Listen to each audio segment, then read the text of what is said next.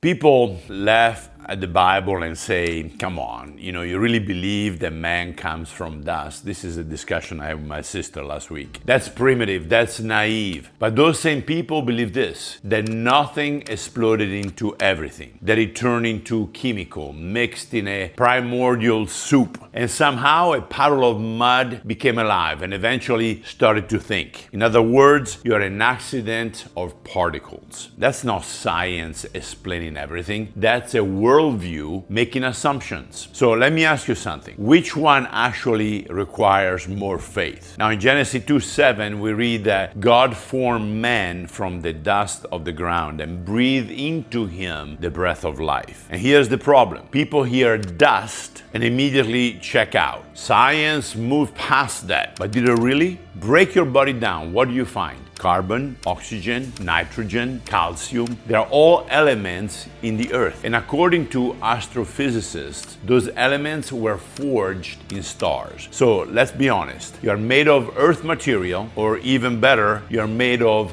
stardust. The Bible said dust. Science says elements. Different words, same reality. So the problem is not dust. The real issue is this. Did someone form you, or did you form yourself? Because if you reject Genesis 2:7, you're left with this. No designer, no intention, no purpose, just processes. The secular narrative says matter appeared, and we don't know how it was organized. Life came from non-life. Consciousness came from chemistry. Basically, you are an accident that learned to think and to feel. And that's not less radical than Genesis. It's just a different belief system. No one has ever observed life coming from non-life. No one has ever observed consciousness emerging from matter. And yet it is believed. And here is another problem.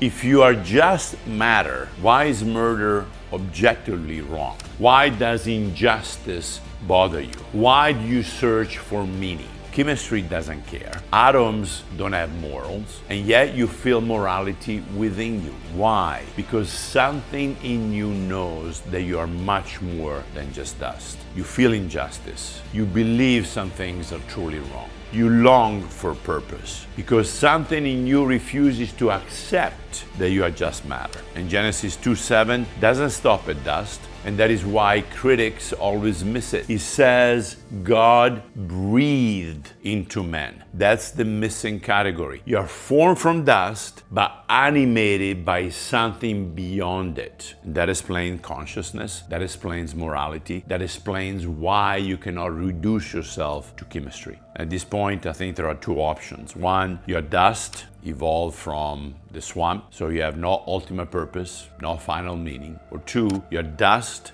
breathed into by God. Therefore, you have meaning, you have accountability, you have destiny. So don't dismiss Genesis 2:7 too quickly, because the real question is not, do you believe man comes from dust? The real question is dust all that you are? Because if God has breathed into you, then your life has purpose, your choices have consequences, and your spirit has a destination. And mine is to be reunited with my Maker after this life here on earth. Thank you for listening. If you like it, share it, give it a thumb up, and Lord willing, I catch you next week. Ciao.